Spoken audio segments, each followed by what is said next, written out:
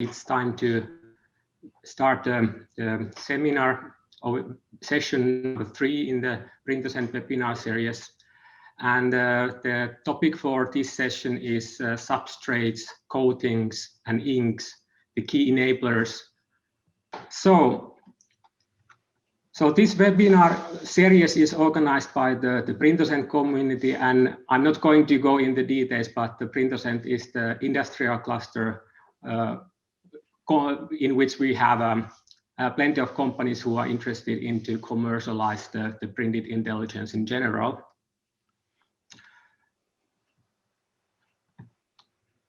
And today we are going to have 5 talks covering the topics from the detector fabrication to making optical elements and different type of coatings.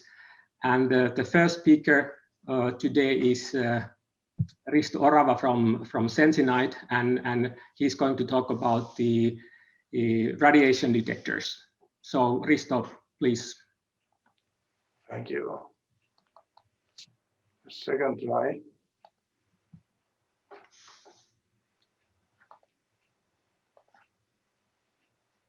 So is this okay? Yes. So during the past 2 years, we have been developing at Sensinite within the PrintoCent project and also in collaboration with FlexBright, some intelligent scintillator solution for radiation detection. The idea is here. So you have radiation coming in from left for a scintillator screen, and then you have the printed technology used in 2 ways. First, you can have a converter mask which converts the radiation into the signal quanta particles which interact with the scintillator, which is impregnated with the inorganic scintillators which amplify the signal. And then you have photosensor which is reading out the signals on the other side. You have the pulse out, so you have incoming radiation exciting the scintillating material, photosensors converting the photons to electrons, and then you have electric pulse registered by the readout electronics on the other side. Also printed, using printed technology. So here the idea, again, for the pixel detector, you have the radiation coming in, you have a pattern which is in the form of mask, can be printed on a foil, which is molded, overmolded, together with the injection molded tile of scintillator, and then the readout, which is the touch on the other side. Here are some examples. This is a first prototype where you have both the photodetectors, you have LEDs, that's for quantifying the light propagation, measuring the efficiency, and then you have the leads from the LEDs and the photodetectors. The testing has been extensive testing has been carried out. This is for measuring the light yield from the photodetector, and then also the first position sensitivity measurements. I will not go into details since I have no time, but this is a visualization of this. You see in the middle LEDs being fired, the light propagating in the scintillator, and then being read out by the photodetectors in the corner, in the 4 corners of the scintillator. The light is in the visible range, so that's why you see this blue glow. If you compare this technology with the existing detector technologies, now I'm talking about the last column on the right. First of all, the response that you get is in scintillation photons on the visible spectrum side. You have fast, robust energy position resolution capabilities. And for the drawbacks, if you think it's hard to find, if you compare for these old modalities, the main materials that are being used in, for example, in that scintillator, we were using pen. We have tried also with PET. So just usual plastics which are used in bottles or consumer products. So for the applications, if you think about a flexible detector which can be built in large area solutions, you can have a massive amount of applications. One is in CT scanning, where the curved detector enables fast computing of your image. And this gives, because of the symmetry, it gives you a lot of advantages. Well, there is a vision where you have a flexible screen, which gives you the geometry that is optimal for imaging. And there you can use, depending on this converter material I was discussing in the beginning, you can use either X-rays or neutrons for imaging. And by this flexible screen, you get the optimal image calculation. Thank you.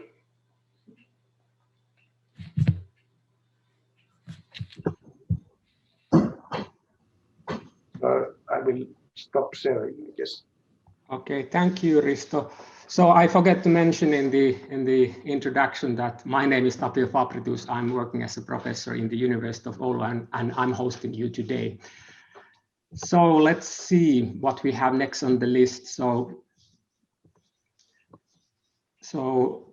the next talk will be given by Jukka Perento from Incron Oy and OY, and he is talking about the optics manufacturing by lithography. So Jukka, please. Okay, thank you. So I assume that you see my slides now. Yes. Okay. So indeed, so I'm Jukka Perento with Incron, and I guess that I have a little unconventional topic when we have a PrintoCent webinar, but I'm talking about the high refractive index optics and nanoimprint lithography, or nanoimprinting in short. Just shortly, short background of Incron. So Incron is Finnish-based or Finland-based startup since 2013. Until around 4 years ago, we were purchased by a Japanese stock-listed company called Nagase, and therefore nowadays we are Nagase Group company. But we do operate independently here in Espoo in the building, which you see there in the picture. So we have all the R&D manufacturing and all the operations here in Espoo. And then of course the benefit of Nagase global sales offices and manufacturing plants in Asia. So what Incron is doing, we are a manufacturer of siloxane resins. So we design and do the synthesis ourselves in our office, but we don't sell the resin as is, but we actually also do the end formulation. So already when we design our resins, we have a certain end application in mind. So we design the resin and do the formulation, thinking of the end application in hand. What comes to siloxane polymer, because it's transparent and optically clear, so it's a very good starting point for optics type of the applications, among other. The typical markets we are active are here. So printed electronics certainly is one area where we have been active. We have a different kind of dielectric and conductive inks, both for screen printing and inkjetting, and matching adhesives to match those inks to make a stretchable printed electronics, etc. Then we are commercial with the materials for LED packaging, thermally conductive diodes, adhesives, and encapsulants. But my today's talk is concentrating on the optical devices, or let's say materials needed to work with the different sort of the optical devices. And here's like a short listing of different kind of product groups we work with in the area of optics. So we have a range of high refractive index nano-imprintable coatings, starting from refractive index of 1.55, going over 1.9, while still nano-imprintable. 2.0 is also possible, but nano-imprintability is getting more difficult. Then we have a low refractive index coatings starting as low as 1.1 and going up. And then a new product, what is a so-called high refractive index edge blackening product, which I will explain a little bit better later in this presentation. Just to give some ideas, when the topic was the optics and nano-imprinting lithography, here are some application examples where you can use such a technology and where we are active. One is augmented reality glasses. Here's an example picture of Dispelix demo glasses. And our material can be used to make so-called waveguides for these AR glasses. And the waveguides are used to transfer the light or the image from the side of the head to the eye of the user. So there's a couple turns on the way, and those turns bending the light, that's done with the diffractive optics using high refractive index materials from us. Then we work with the 3D sensors, time of flight sensors and structured light sensors. So different kind of diffusers or patterns of light can be made by nano-imprinting and high refractive index materials. So those are just an examples of potential applications, but those are also applications we are targeting to provide our materials to. Then on the low refractive index side, the typical applications, of course, anti-reflection in visible and infrared area, or cladding layers for waveguides using the low refractive index materials. Or you can make dielectric mirrors or optical filters, such as on the lower right-hand corner, you see the picture. There's in the middle of the picture, there's a coated glass wafer, and you see that the yellow light goes through, and the bluish light is reflected from that substrate. And then also we have a gap filling low refractive index materials, which are needed in some certain kind of the sensor designs especially. Just a summary of different kind of the low and high refractive index materials we have. As I mentioned, we start from 1.1 refractive index, which is probably one of the lowest in the market, I think. And then we can go well over 1.9 while still keeping the processability in nano-imprinting process.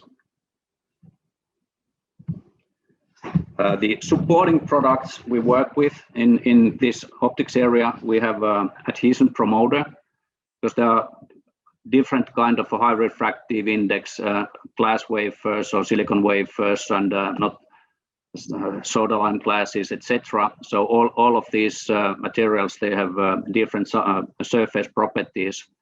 So some certain type of the glasses we need to improve the adhesion, and for that purpose we have developed our own matching adhesion promoter, which works quite well. A couple of slides of this our brand new patent pending high refractive index black material. In case of AR glasses or in case of optical devices where you have lenses, there's always some stray light which is reaching the edge of the lens. And if there's no black material used, there's a big difference in refractive indices between the substrate and the air, and that can cause reflection. And typically and traditionally, that reflection is minimized by adding a black optically or high density optical black material which is absorbing that black. But if you remain with the high refractive or the refractive index difference, like if the substrate is 1.9 and that black material is 1.5, then that index difference is by itself causing a high reflection. So we have now developed black absorbing material with the high refractive index. And we've seen that if here on the left-hand side, the glass substrate has been 1.9, and then we have been using different refractive indices on this black absorbing material. In the case of 1.6 black, the reflection is over 1, and when we match the substrate with the 1.9 refractive index, we end up to a 0.04. So 96% reduction roughly in back reflected light, which can have a big effect to the contrast and the other optical properties of the device. And then finally, because we are quite much nowadays concentrating on diffractive optics and nanoimprinting, we have a brand new tool in-house with which we can do nanoimprinting in here in order to accelerate our R&D, but also we can provide this as a service for interested parties. And here's some typical nanoimprinted structures for different sort of the applications like binary gratings and slanted gratings and pillar type of the structures imprinted with high refractive index materials. So I think that this will finish my presentation. So thank you very much. Thank you very much, Jukka.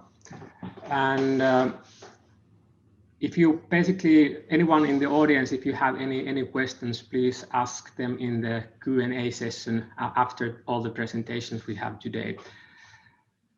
So next speaker for today is Markku Heino from Spinverse, and he's going to talk about the possibilities of nanocellulose in printed electronics or printed intelligence. Markku, please. So Markku Heino from Spinverse, and talking today about the InPaper project, which is actually an EU project where we work on.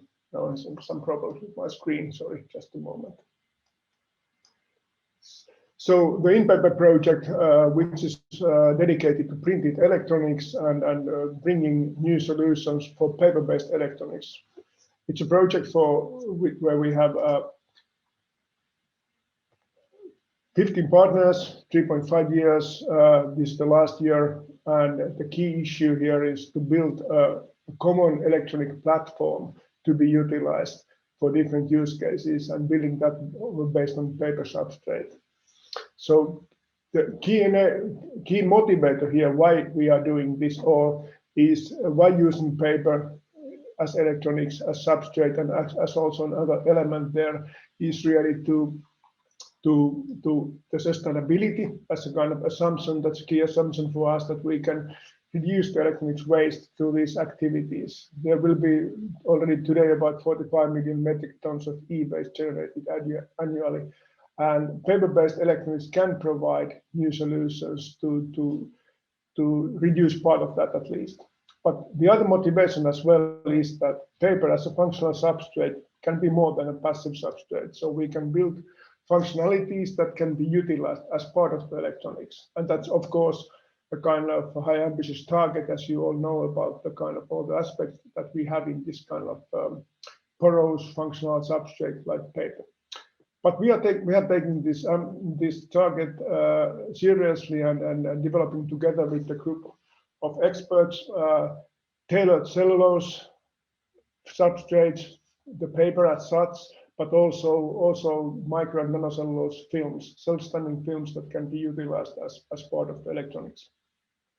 To have functionalities like electric conductivity, of course, resistance to higher temperatures, and making the barrier properties which are lacking from the traditional paper. Then the other aspect is to utilizing different nano inks, developing cellulose-based nano inks, developing also conductive inks, which can be utilized in this context. So one of the aspects here which we are developing is the common electronic platform. So not a specific product, but kind of platform which uses, which contains the key elements like circuits, batteries, antennas, display, and the sensors needed for the dedicated application. And this should be freely configurable so that can be utilized for different applications. The use cases in this project we have here are actually 3 different ones regarding smart labels. First of all, to monitor the food supply chain, the packaging, so that to kind of to secure that the supply chain is secured in terms of pressure, humidity, and temperature. So sensors for those are needed in smart labels. The other use case is related to drug and caffeine detection through chemical sensors. So first of all, for decaffeinated products, the caffeine content needs to be validated already in the production, and a new test needed for that. On the other hand, drug tests are needed, kind of point of care tests and different places, kind of to monitor and detect drugs like the THC, that is the cannabis derivative. And then the third thing is the bedside diagnostics, so virus diagnostics and bacterial diagnostics needed. So this is still a kind of snapshot what we are doing, maybe repeating a bit the same things as previous about the in-paper concept in brief.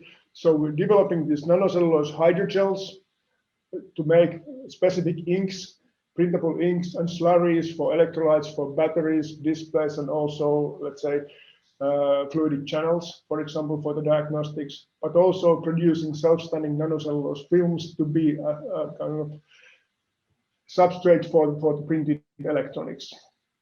Then the other aspect about the substrate is related to paper modification. So one of the partners, Guargasas, is they're having this power coat paper substrate for printed electronics, modifying that, but also modifying the nanocellulose films mentioned before to provide the requested properties needed for the electronics. And then the third thing is to develop pilot scale devices. Of course, first making those printed batteries, printed monocolor and multicolor displays, batteries by micro batteries, displays by invisible, the antenna, NFC systems, circuits, and the specific sensors like environmental sensors, temperature, humidity, pressure, for example, and the electrochemical sensors needed for the diagnostics. And then connected devices, proto devices, pilot devices, and then testing for against these, let's say, application needs. Here you can see the partners, which I didn't kind of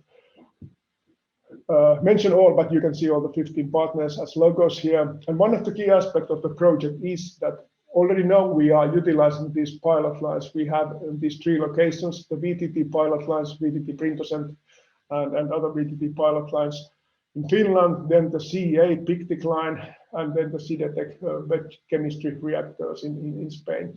So the idea is also that we can kind of combine these pilot lines for the further use of these concepts, so that if some of the audience would like to test some of your ideas, so that the project consortium could be available to maybe discussing of piloting possibilities, utilizing these 3 places and also the concept that we have created together. So very briefly, some result highlights about what has been done recently, and as the session is about substrates and inks, so that's why I focus on the substrate and the paper basis more than any of the devices at this point. So colleagues at VTT have made the surface modification using roll-to-roll processes and especially the nano imprint lithography combined with that. So making self-standing cellulose nanofilms by cast coating, then using roll-to-roll nanoimprint lithography to make embossing structures, and then the surface chemical modification to make specific functionalities attached to the surface of the film. That, of course, allows us to make a tailored surface chemistry, then the transparency, tailor that up to 90%, create optical effects, hydrophobicity, tailoring hydrophobicity from hydrophilicity to even super hydrophobicity, and then tuning the gas and water vapor permeability. And another example, just very briefly, about utilizing different techniques like the vapor-assisted roll-to-roll printing, which enables to make the micropillars or nanopapers in a more gentle way, a bit lower pressures, and providing nice optical effects, which can be nice, let's say, embossed structures, which can be utilized in optics and also maybe some humidity sensors, for example. Another example is the improved binding of, let's say, binding covalently certain functionalities, certain antigens on the functionalities we have on the nanopaper, and then utilizing that for the diagnostics. Some example from the Aalto University side are bio-based humidity sensors, which are utilizing cellulose nanofibers and carbon nanotubes together, so that the swelling of the nanocellulose can be made in a controlled way in the smart labels, and so that it can create kind of very, very nicely repeated resistance changes, and which are calibrated with the humidity.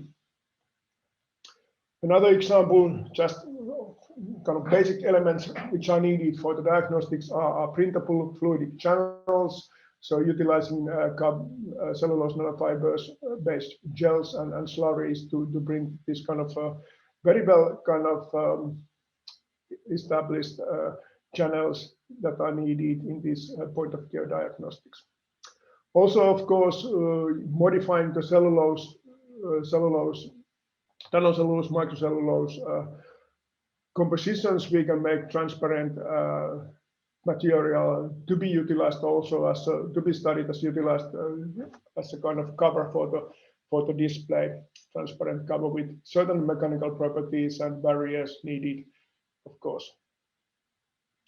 Very briefly, some examples on the modifying the paper, PowerCoat paper. So there are several grades of the PowerCoat paper under studies, also the transparent versions. I don't go into details here, just showing maybe on the title level that which kind of topics we are working on. In some cases, we have been studying also the PVDC coatings applied to these papers to make sure that there's high enough water vapor transparency barrier and combined with the oxygen barrier, of course.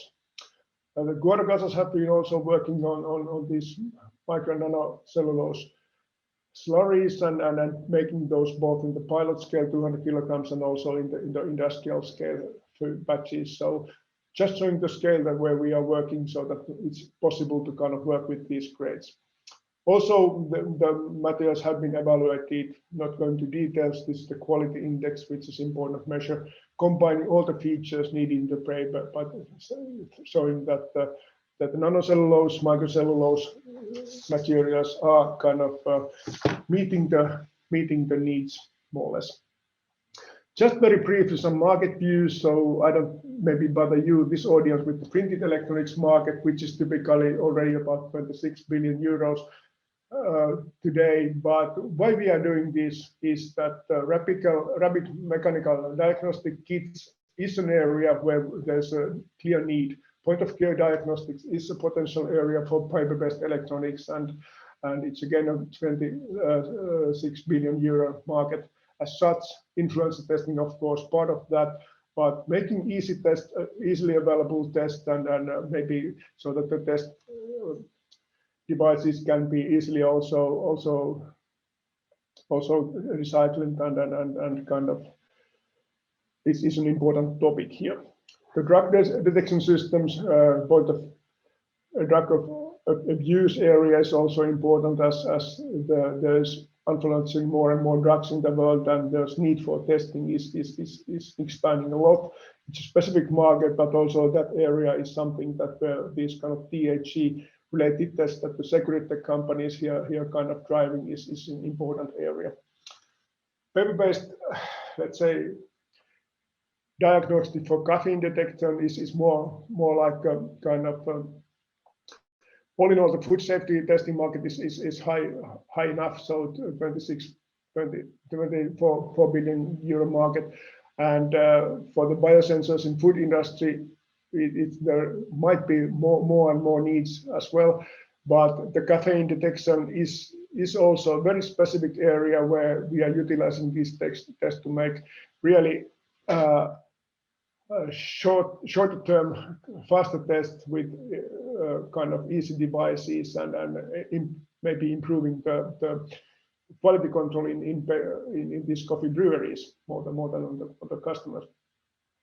Smart labels finally is also an area which has been coming for a long time, but the need for more and more, let's say, guaranteed food value chains, supply chains. For example, now we all know that the vaccines of the coronavirus need cold chain, and that kind of control of the temperature, pressure, humidity is important one as well. So this was a very brief snapshot. Of course, there's a wide project. Several things are being done. So you can see here the webpage link and also my email. So anything you would like to ask more, we are available. But of course, the project is in the phase that we are eager to hear about collaboration possibilities and piloting possibilities with new applications. Thank you. Thank you very much, Mark. And we will move on to the next one. So the next on the list is Ari Kärkkäinen from Optitune, and he is going to talk about the flexible functional coatings for us. So Ari, please.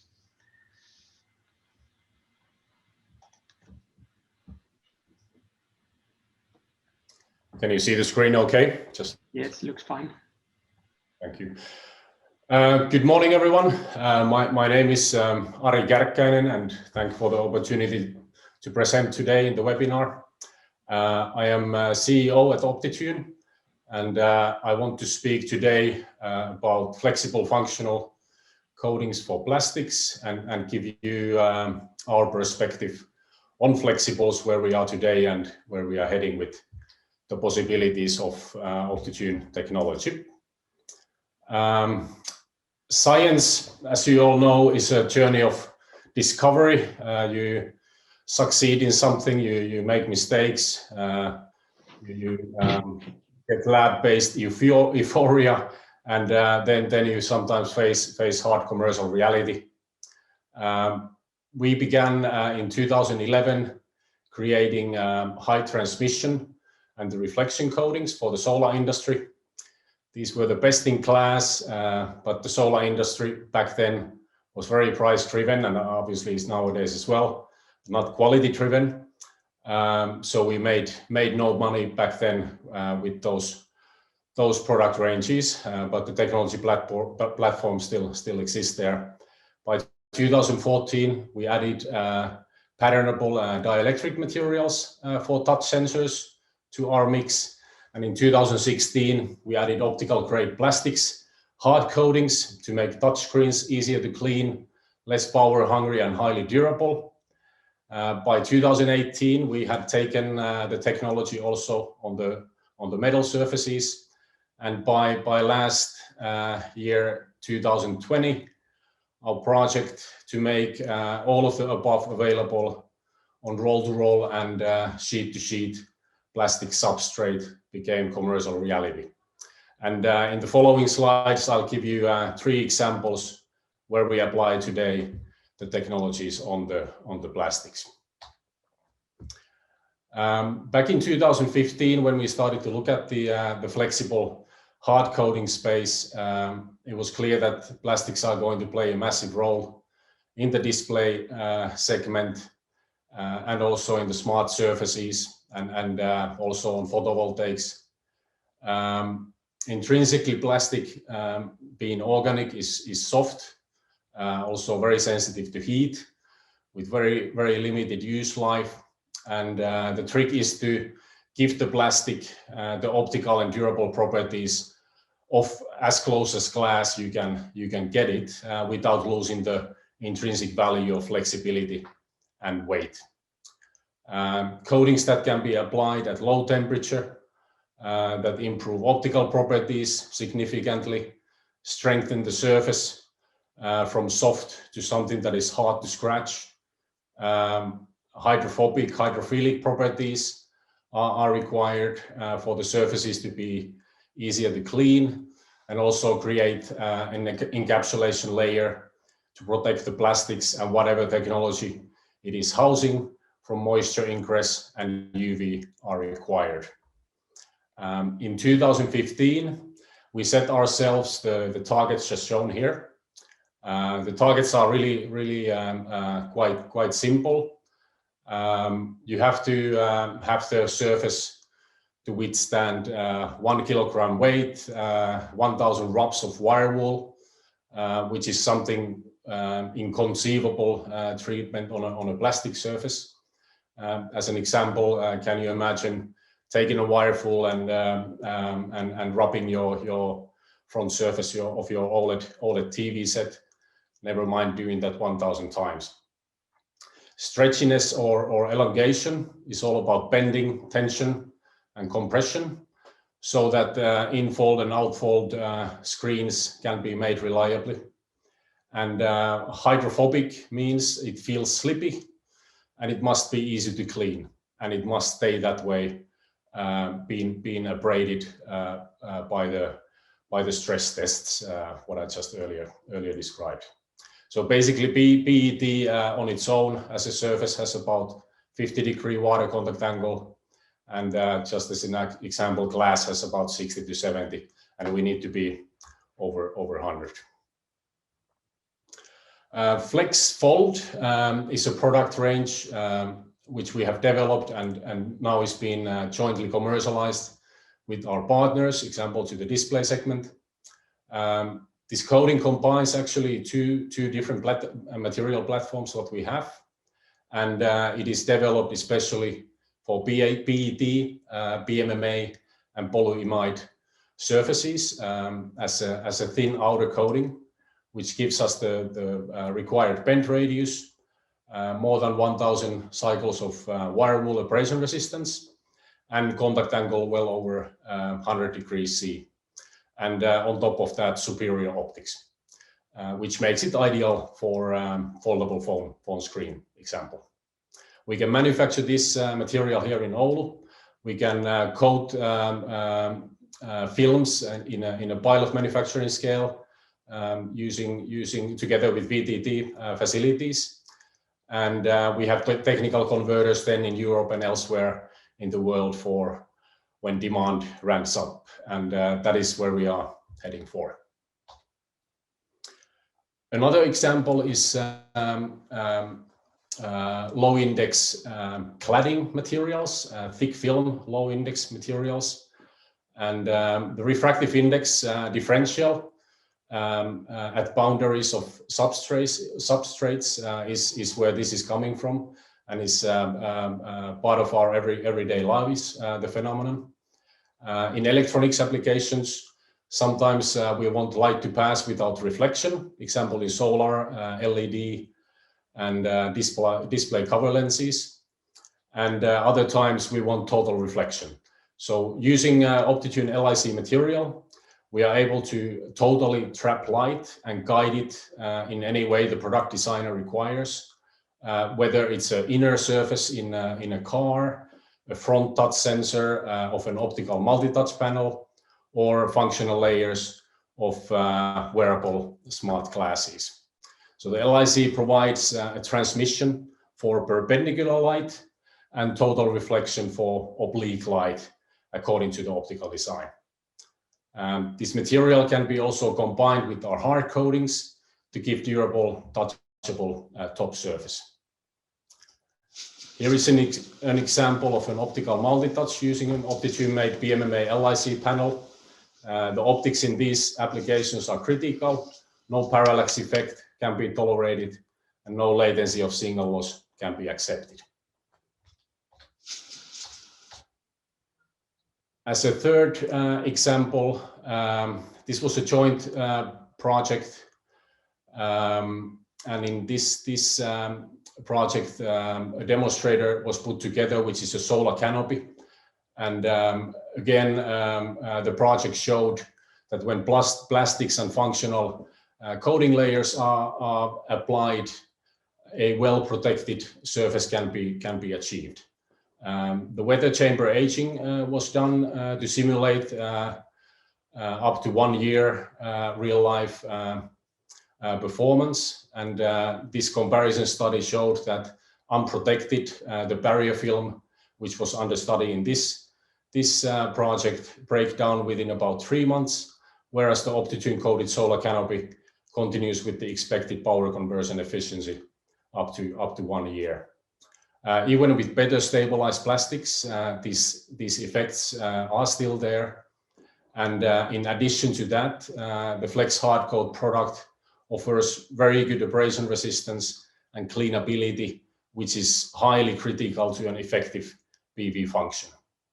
And we hope that we can play part in improving optics and protecting surfaces for solar panels moving forward for long-term efficiency and for our planet.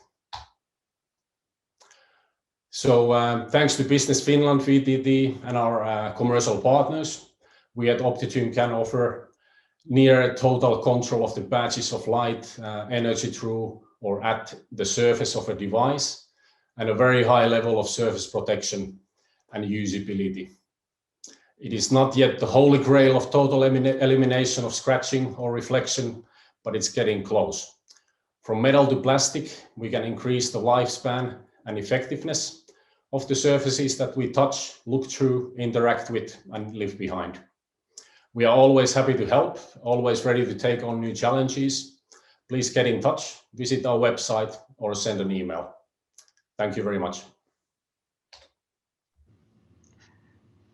Thank you, Ari, for the presentation. And now it's time for the last presenter today, and he's going to be Rafał Slis from the University of Oulu, and he's kind of our human resource investment we have done recently. So he started as an assistant professor at the end of last year. So Rafał, please.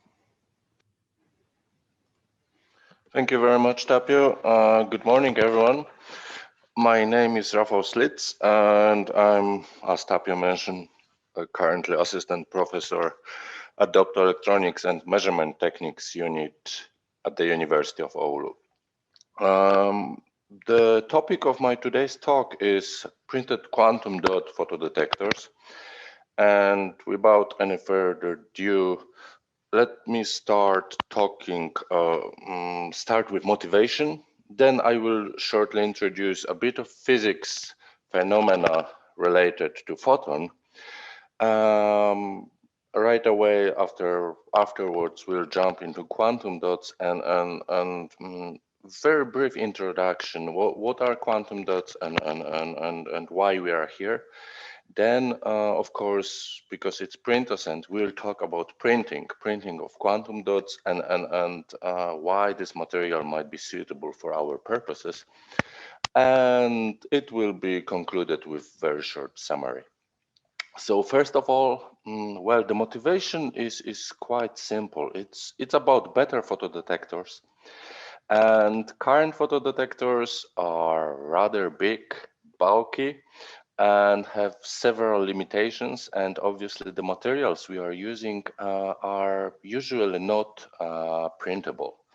So if you look at the very simplified architecture of the photodetector, it's usually three layers, one transparent electrode. And when we introduce the light throughout the transparent electrode, we are able to generate charges within the active material that are further extracted, and well, after all, they create a signal that we are measuring. It's electric signal that we are measuring, and we are able to find a correlation between the incoming light or the stream beam of photons.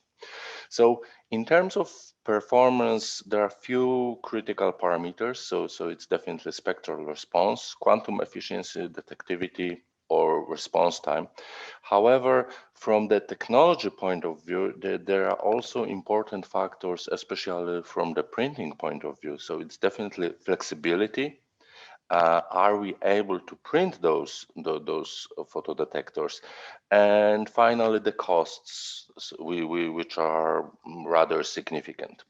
So coming back to a bit of physics, I must introduce few equations, but I believe that for everyone who has a bit of optics background, it's not a surprise. The most important factor is the energy of the photon, which is related to the wavelength. So basically to the color of light. And if we look at the spectrum of the light, starting from UV, or approximately to 300 nanometers, and ending at medium range infrared, 9,000 nanometers, we are expecting to get rather reasonable photodetectors. And from current technology, we are able to cover such spectrum and recognize signal and the photons of particular energies. However, the further we go to infrared, the more difficult it is to use the photodetectors, and their price is increasing significantly. And naturally, they're getting very difficult in terms of implementation towards printed solutions. So if we look at recent developments in terms of organic or perovskite photodetectors, we are able to reach near infrared, so they cover this spectrum. However, that's exactly the area where quantum dots are jumping in, because it's possible to use quantum dots that are having very extended range, and they have spectral response in already medium infrared wavelengths.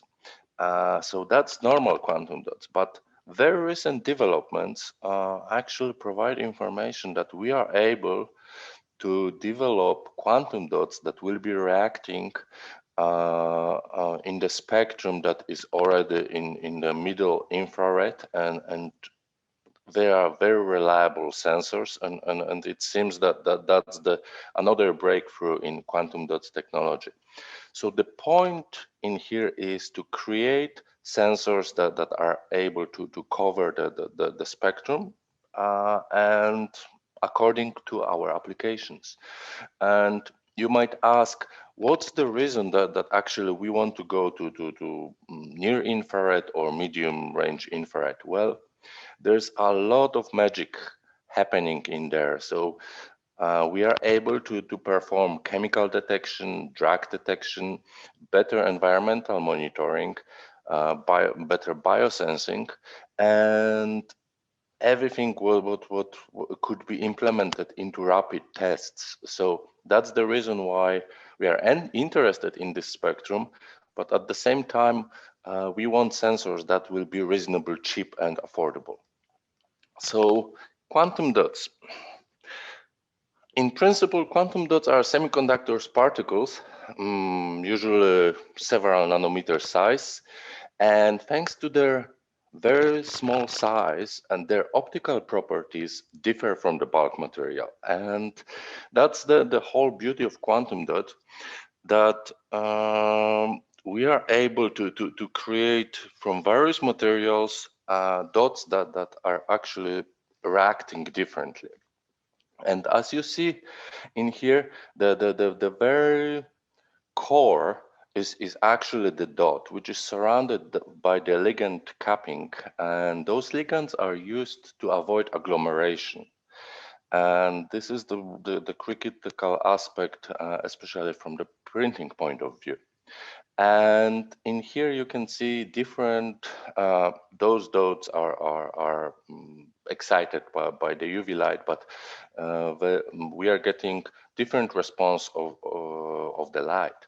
So from this perspective, the critical aspect is the size of the dot, and that's a bit more physics in here. So my apologies for that. But what is critical is the Bohr radius that is actually involved in providing very different response of the quantum dots. So this is the Bohr radius is actually the distance between the electron and nucleus of the atom. And in quantum dots materials, we are having the Bohr radius is approximately 18 nanometers or even more. So from this perspective, the molecule, the quantum dots, is much smaller than the Bohr radius, and that introduces the phenomena so-called quantum confinement, which is changing the electronic and optical properties. So basically, by changing the size of the dot, we are able to tune very carefully the light it either absorbs or it emits. So you might see on the upper right-hand corner, we are having different size dots and we're having different colors. This is exactly what wavelength of the light they absorb accordingly to their size. So in terms of spectral tuning, if we come back to our spectral range, you can see we are able to create quantum dots that will be responding at the particular wavelengths, and they will be very selective. And as I mentioned previously, the further development of doped quantum dots allow actually response in the medium infrared. So that's very exciting area, and I believe that there will be plenty of applications. So in terms of solution processing, well, spray coating and spin coating has been already well researched and developed. Very recently, we managed to make printable, inkjet printable quantum dots, and nowadays in 2020 and 21, there's more and more papers related to doctor blade or screen printing of quantum dots. So there is huge interest in utilizing this material. And well, naturally there are some challenges. So one of the challenges is ink decomposition. The dots, if the ink is not well tuned for the dots, the dots will be etched and they decompose. Printing compatibility. Some of the solvents are rather aggressive, like BTA and all the amines or NMP. Well, we could say that during processing they're also toxic. So that's something that needs to be resolved. And also bad tuning of the ink itself might result that the dots will lose their properties. So that's something that also needs to be taken into account. However, there are also solutions. If there are problems and challenges, it's also plenty of opportunities. So from this perspective, the right mixture, the right composition might allow to make inks that actually provide the desired properties. And in these terms, I show how the different compositions of inks actually result in the thin films of active material for photodetectors. And as you see, the roughness of the surface is significantly reduced by just adding butylamine to NMP solution. And finally, the whole processing at elevated temperature results in the thin films that are very desirable and interesting from the point of view of photodetectors. So in terms of inkjet printing, as we all know, it's rather challenging in general, inkjet printing, because of nozzle clogging and various other issues. But we are able to create an architecture and fully well, and printed sensor with quantum dots that had a particular response and was working pretty well. We were able to characterize it without any troubles. And so you also see the energy band gap and the selection of the materials. So quantum dot film was serving here as active material. And from the performance point of view, I would like to emphasize that detectivity, which was at that point one of the highest, and also the response of different dots in the middle graph, that as you see the peak absorption is exactly accordingly to the size of the size, let's say the assumed size of the dots. So in this particular case, the bigger the dots, the peak will be moving towards the right side. And well, of course, blade coating, that's also one step forward towards making upscaling. So we use spin-coated zinc oxide. However, it's possible to introduce also the zinc oxide that is blade coated compatible. Then we blade coated quantum dot layer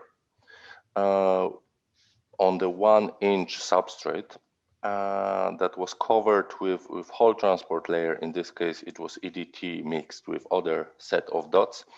And then we e-beam gold electrodes to finalize the device. And afterward, Rafał, yes, I'm finishing. Okay, good. Yes, so right now, summary. It's a great material because it has a lot of tunability. It's allows solution-based processing. So as you have seen, it's printable, and well, there's capability of upscaling. And I would like to appreciate University of Oulu, University of Toronto, and Academy of Finland. And there is 20 seconds movie of how the layer of active material is made on glass with rather simplistic way of using blade coater. And that would be all from my side. So Tapio, and thank you very much for everyone. Okay, thank you, Rafał. So now we have gone through all the 5 presentations we have scheduled for today, and now it's time for Q&A session. If there is any, there is 2 questions as far as I can see. So the first question is, how many layers can you print on paper without problems? I think this is maybe for Markku. Okay, yeah, thank you for the question. So of course it depends on the paper substrate and also the inks that you are using and so on. In this in-paper case, first of all, I would like to highlight maybe one thing once more is that the in-paper is still a research project, so we are making kind of the enablers for something real. But studying those also in the pilot scale and also studying the limits of different things. But that means that first of all, we are still kind of developing different versions of these nanopapers and different versions of inks. Typically, I think safely there has been a printing typically 2 layers for the displays, maybe 3 layers some cases. But one thing is that, of course, that depending on the device, for example, the diagnostic kits and so on, so you can design the devices so that you may not always need several layers on top of each other. They can be parallel as well and beside each other to make these functionalities. I don't know if we have any. My role here is in this project mostly for the business development type of things and so on. If there are any of our kind of technical experts online who would like to complement the story, feel free. Any further comments from the audience? There was also another question. Sorry, I know. Yeah, the other one is also in paper project. So are the hydrogels based on NFC as a resistant towards mechanical force and especially water as the chemical cross-linked hydrogels? Here maybe also for this a bit kind of not so clear answer is that the hydrogels are of course a family of different compositions of materials. So we can have the cellulose nanofibers or microfibers as one part of the composition, but you can of course utilize cross-linking there as well. We are making those inks for several different, these hydrogels for several different uses. The inks for the lateral flows, for example, they need to have certain porosity, they need to have adhesion to the substrate, they need to be self-standing, but to some extent. Then the inks and the hydrogels for the batteries, for example, there are another kind of type of properties needed. So there are several different kind of directions we need to modify these hydrogels, and that's also a rather rich family of different kind of different materials. So there are possibilities to make that kind of cross-linking as well, but of course it's all a bit kind of a different medium, to say that. Okay, I think that's all, at least what has been asked in the Q&A part. Is there still some other questions in the audience? There is one extra to Markku. So what methods can be used to improve or ensure the efficient mechanical reliability of the paper substrate, or what's the challenge to it?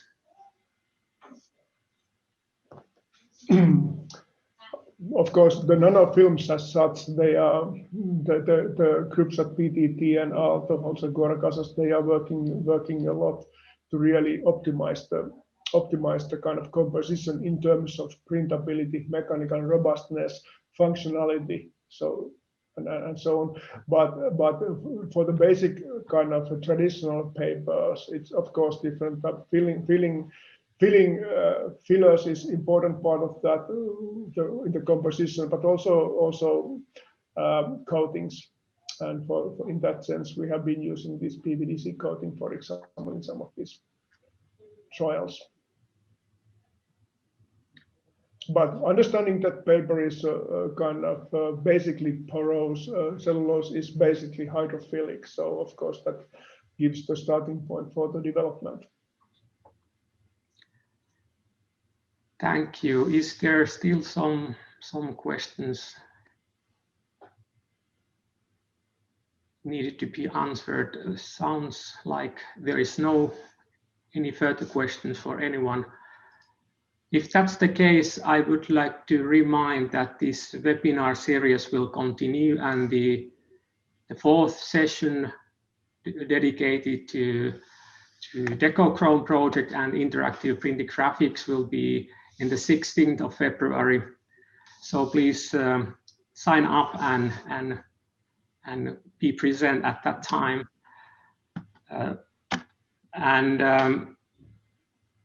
I think we are done for today. So I would like to thank you, all the speakers and all the people there in the audience for the attention and for the questions. And if you have any further questions, please be in touch with Jukka Jaatinen from PrintoCent or Ilkka Kaisto.